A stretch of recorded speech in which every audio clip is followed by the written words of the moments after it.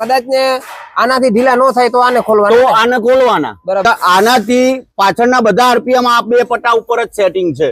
Frame છે એની design એ ટાઈપની મૂકેલી છે કે આ બે જ બોલ થી તમે ઉપર નીચે કરી શકાય. આપણે અહીંયા ગિયરબોક્સ જે હતો જૂના મોડેલમાં એ કાઢીને અને આંટી વાળા સેટિંગ આપેલું છે. 2 કે 3 આંટા ઢીલા કરશો અને એને 18 ચાલ વધી જશે. ખાસ એ ધ્યાન રાખવાનું છે કે જો તમે ચાલ લાંબી કરો છો.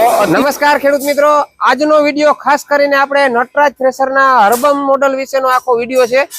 ખાસ કરીને એના માટે છે કે જે નવા ખેડૂતો છે નવું થ્રેસર લે છે અથવા તો જૂના ખેડૂતો છે જૂનું થ્રેસર હર્બમનું વાપરે છે અને નટરાજ થ્રેસરના આ હર્બમ મોડલનું સ્પેશિયલ આપણી સાથે જે ઓનર છે કીર્તિભાઈ સેટિંગ વિશે વાત કરશે.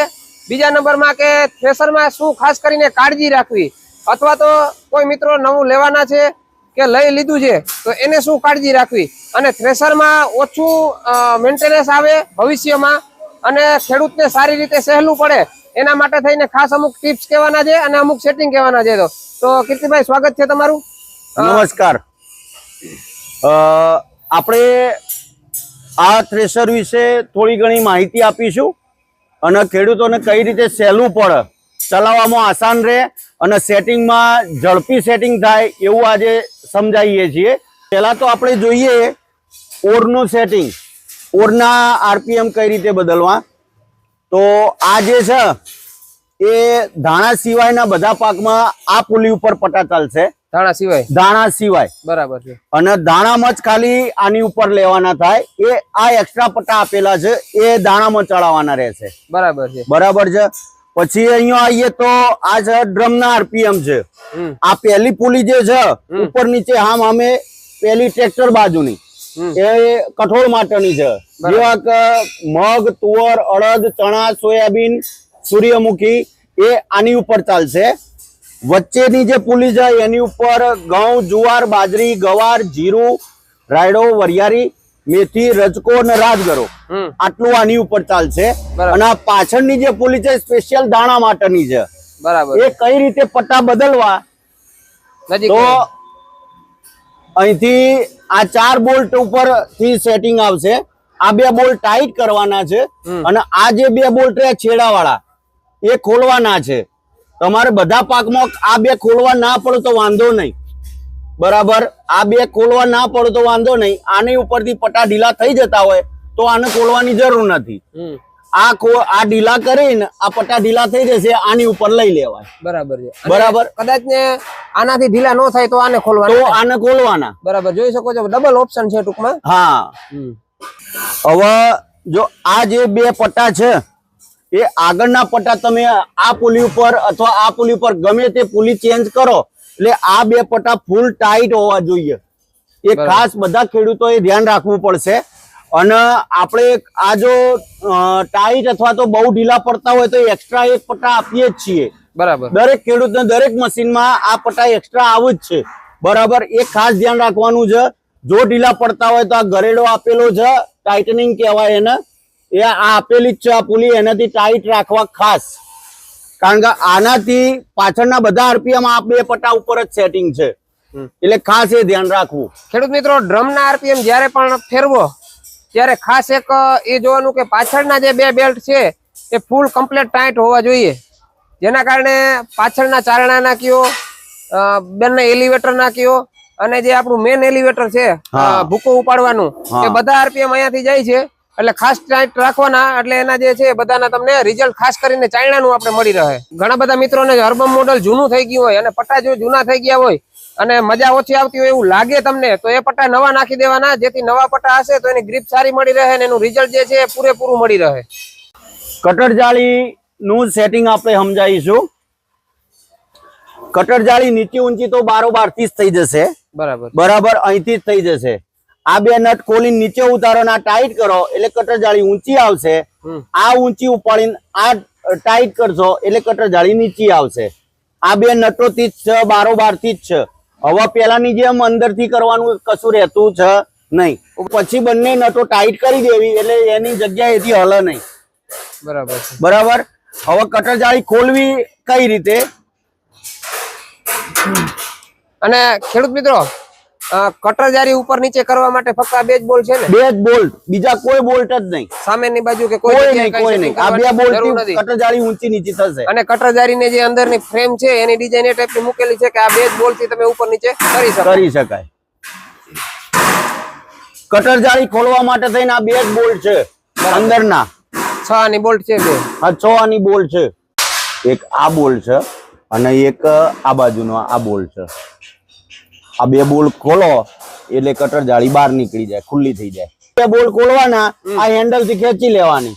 બીજી કોઈ પેલાની માફક આવું કોઈ 4 બોલ્ટ ખોલવાની જરૂર નથી. બરાબર છે. અને સામેની બાજુ તો ફિક્સ છે? હા, ફિક્સ જ છે. સામેની બાજુ એની ફ્રેમ ફિક્સ જ આવે. બરાબર છે. આ વર્ષે આપણે અહીંયા ગેરબોક્સ જે હતો જૂના મોડેલમાં એ કાઢીને અને આંટી વાળા સેટિંગ આપેલું છે પુલી ઉપર. હવે માની લો કે મશીન જૂનું થાય એટલે ટૂંકમાં વર્ષ 1.5 વર્ષ વપરાય, એના પછી તમારે પટ્ટા બદલવા છે કે નબળા પડી ગયા છે તો કંપનીની આંટી છે એ જોઈને જ ચડાવી. બરાબર, આ ધ્યાન રાખવું ખાસ. અને આ અંદરના પટ્ટા સંતરીના છે એટલે કે ચાયણાના છે, એ ખાસ ધ્યાન રાખવું, એ ઢીલા ન પડે એમ. બરાબર છે. અને આ જે અંદરના પટ્ટા છે જૂના મશીનમાં પણ હશે, તો કોઈ ખેડૂત મિત્રો 2-3 વર્ષથી ચલાવતા હોય તો એ પણ એક વખત સીઝન આવ્યા પહેલા ચેક કરી લેવાના. અને ખાસ કરીને આ પટ્ટા ક્યારેક એવું થાય કે ખરાબ થયા પછી ઊંધો થઈ જાય તો એનો નંબર ન રહે, તમારે નવો લેવો હોય તો એ તમારે કંપનીમાં જાણ કરીને ખાસ પરફેક્ટ એ જ નંબર લેવો. એટલે જેથી કરીને તમને પ્રોપર એની મજબૂતાઈ મળી રહે. બરાબર, પટ્ટા ટાઈટ રહે એમ.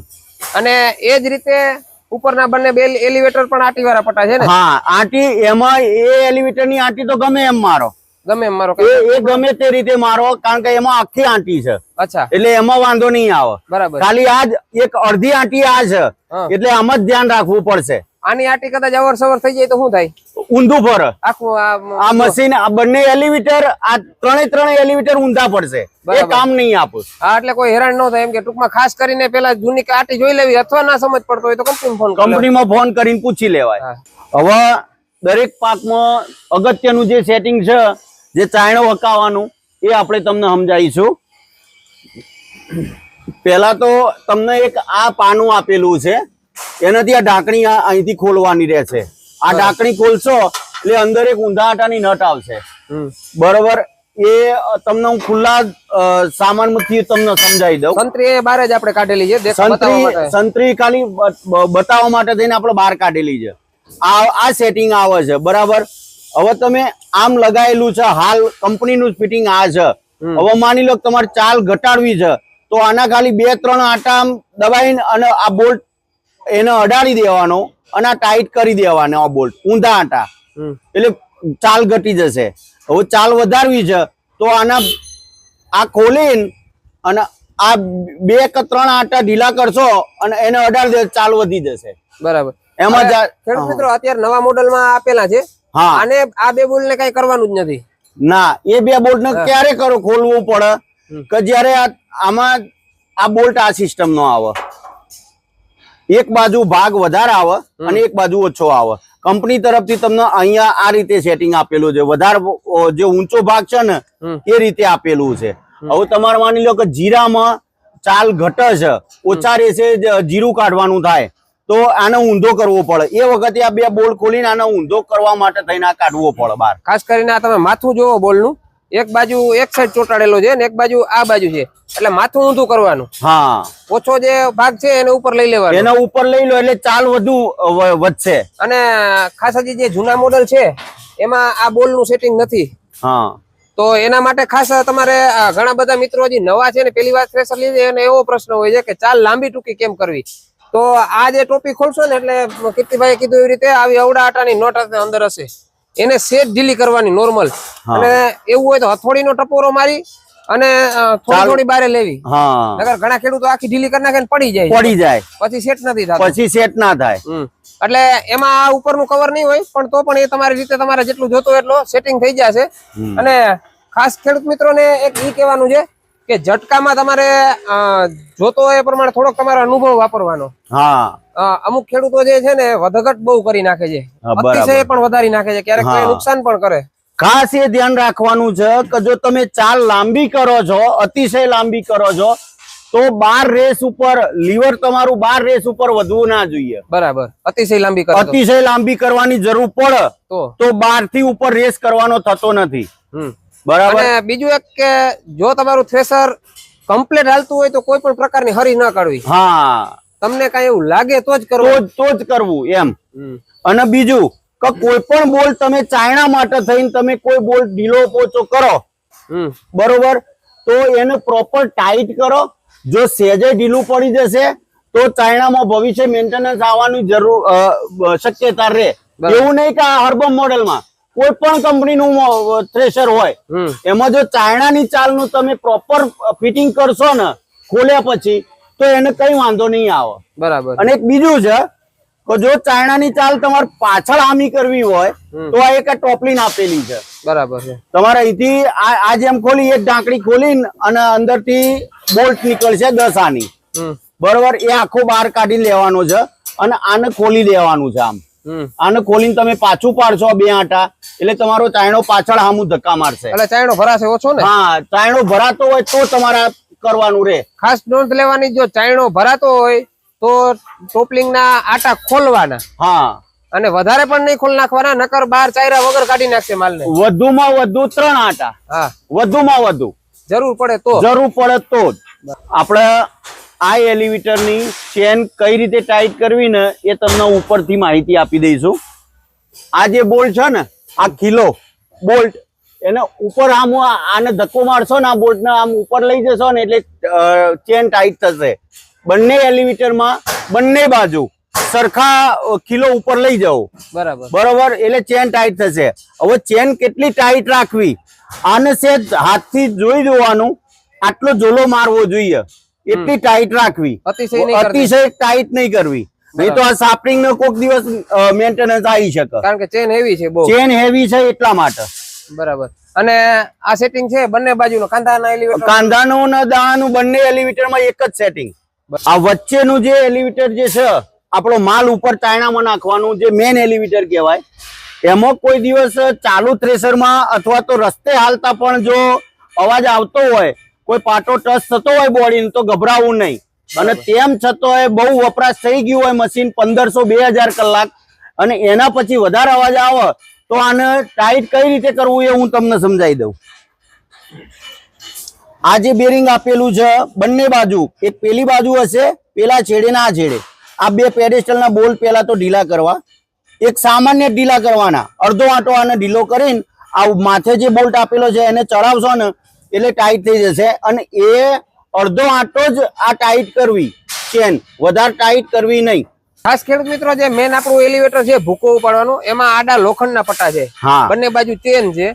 એટલે લોખંડ થી લોખંડ અડે, ક્યારેક થ્રેશર તમારું હાલતું હોય અને ઓર બંધ થાય, ખાલી થાય તો આમ ટચ થાય, બોડી ટચ થાય. અથવા તો રસ્તામાં જરા જરા ઝોલો મારે ચેન તો ટચ થાય, તો એવું મૂંઝાવાનું નહીં કે અંદર થી કઈક અવાજ આવે છે. એ સામાન્ય વસ્તુ છે. એટલે એના માટે કઈ બહુ ટાઈટ કરવાની જરૂર નથી. પણ કીર્તિભાઈએ કીધું એમ વધારે જૂનું થાય ને વધારે અવાજ લાગે, જો ચાલુ માલ ઉપાડતું હોય ને સતત અવાજ જો આવતો હોય વધારે અતિશય, તો નોર્મલી ટાઈટ કરવાનું, તો ટાઈટ કરવું. અને ટાઈટ કરો પછી પાછા પેડિસલના બોલ જે સરખા ચેક કરી લેવા, ટાઈટ કરી લેવા. તો ખેડૂત મિત્રો, નટરાજ થ્રેશરના હર્બમ મોડેલમાં જે ખાસ કાળજી લેવાની વસ્તુ હતી, અને જે નવા ખેડૂત છે જેને નવું લીધું છે, ઓછા અનુભવ વાળા છે, એના માટે ખાસ સેટિંગ છે. એ જોઈને આ પ્રમાણે સેટિંગ કરી શકે છે. અને હજી પણ જો વધુ ના સમજાય તો તમને કંપનીના નંબર પણ ડિસ્પ્લે ઉપર આપું છું, જેમાં તમે કોન્ટેક્ટ કરીને વધુ સેટિંગની માહિતી મેળવી શકો છો જો જરૂર પડે તો. અને અલગ અલગ પાક બધા જ કંપનીના થ્રેશરમાં લાગુ પડે એવા આપણે અલગ અલગ પાકના સેટિંગના વિડીયો તો આપણી ચેનલ ઉપર બનાવેલા જ છે. તો જે કોઈ પાકનું સેટિંગની તમારે જરૂર હોય તો આપણી યુટ્યુબ ચેનલ છે, એમાં તમને તરત જ વિડીયો મળી જશે. તો એ ટાઈપનું સેટિંગ તમે જોઈ અને એમાં સેટિંગ થ્રેશરમાં કરી શકો છો.